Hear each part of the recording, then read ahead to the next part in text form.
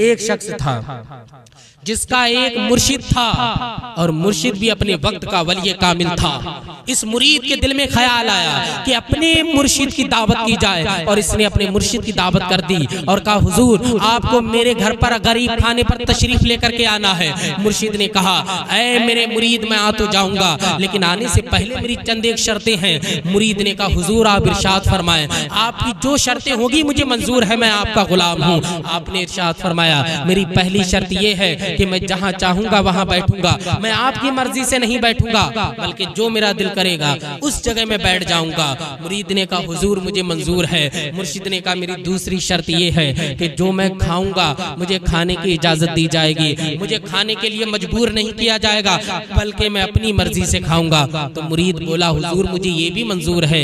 अब क्या होता है, वो तारीख आ जाती है जिस तारीख में मुर्शिद को अपने घर पे लाने के लिए वो कह रहा था। तमाम लोगों की उसने दावत की, बड़े बड़े रऊसाए शहर भी थे, बड़े बड़े मालदार लोग भी आए हैं। अब मुर्शिद का इंतजार हो रहा। मुर्शिद अपने वक्त पर तशरीफ लाते हैं और जब आपने देखा कि इतना बड़ा इंतजाम मेरे मुरीद ने किया है, इतने तरीके के खाने बनवाए हैं और हजारों से लोगों की तादाद यहाँ पर मौजूद है, मुर्शिद क्या करते हैं, एक गुदली में आए हुए थे, फटा हुआ लिबास था और आकर के वो जहाँ पर लोगों ने चप्पलें उतारी थी, जहाँ पर मालदारों के जूते उतरे हुए थे, मुर्शिद वहीं पर बैठ जाते हैं। अल्लाहु अकबर। जब मुर्शिद वहां पर बैठ गए तो इस मुरीद ने कहा, हुजूर ये आपके लिए मैंने मसंद लगाया था इतना आलीशान, आप यहाँ क्यों नहीं बैठ रहे? आपने कहा, मेरी पहली शर्त थी कि जहाँ चाहूंगा वहां बैठूंगा। उसने कहा, हुजूर मुझे मंजूर है। अब क्या होता है, कहा खाना लगाया जाए। चप्पलें हटा दी गई, हर तरीके के खाने के पकवान सामने आ गए। अच्छा अच्छा लजीज खाना सामने आ गया, बहुत उम्दा उम्दा खुशबुओं वाला खाना सामने आ गया। हर किसी की निगाह खाने की तरफ है, लेकिन क्या होता है, जैसे खाने के लिए लोग बैठते हैं और बिस्मिल्लाहिर्रहमानिर्रहीम पढ़ के खाना शुरू करते हैं, मुर्शिद अपनी जेब में हाथ डालते हैं और एक सूखी रोटी निकालते हैं और खाने लगते हैं। मुरीद बोला, हुजूर ये क्या है? आपने फरमाया, मेरी दूसरी शर्त है, मैंने कहा था जो चाहूंगा वो खाऊंगा। मुरीद को मानना पड़ा। अब तमाम लोगों ने खूब खूब खाना खाया, मुर्शिद ने भी सूखी रोटी खाई। अब मुरीद बोलता है, हुजूर आखिर ये आपने क्यों किया? तो कहा, मैंने इसलिए किया।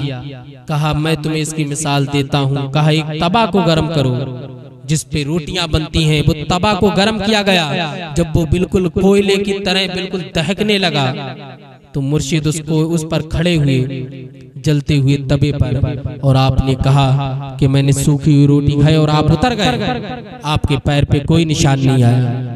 अब आपने कहा, ऐ अमीर लोगों, तुमने बहुत खाया है, अब तुम इस तवा पे खड़े होकर के बताओ तुमने क्या क्या खाया है।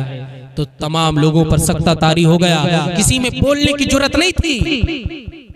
तो मुर्शिद ने इरशाद फरमाया, मैं यही तो बताना चाहता हूँ कि फमन यअमल मिस्काल ज़र्रतिन खैरिन यरा वमन यअमल मिस्काल ज़र्रतिन शर्रिन यरा। जर्रा बराबर नेकी करोगे वो भी देखोगे और हर एक का हिसाब देना है, जर्रे जर्रे का हिसाब देना है, जर्रे जर्रे की बुराई का हिसाब देना है और अच्छाई का हिसाब देना है। तुम एक वक्त के खाने का इस तवे पे हिसाब नहीं दे सकते हो कि क्या क्या खाया। जरा गौर करो, कल जब पुलसिरात से गुजरते होगे, मिजान अमल लगेगा तो पूरी जिंदगी का हिसाब कैसे दोगे, कैसे दोगे? गौर करो और अपनी जिंदगियों से इस खुराफात को निकाल दो, ज्यादा खाने को निकाल दो, ज्यादा सोने को निकाल दो, जितनी फालतू बातें हैं वो अपनी जिंदगी से निकाल दो, इसलिए कि तुम्हें हिसाब देने में आसानी हो जाए। क्योंकि आज अमल का दिन है, हिसाब का नहीं। कल हिसाब का दिन होगा, अमल का नहीं। तो अपनी जिंदगी अमल में काटो हिसाब, ताकि तुम्हारा आसान हो जाए।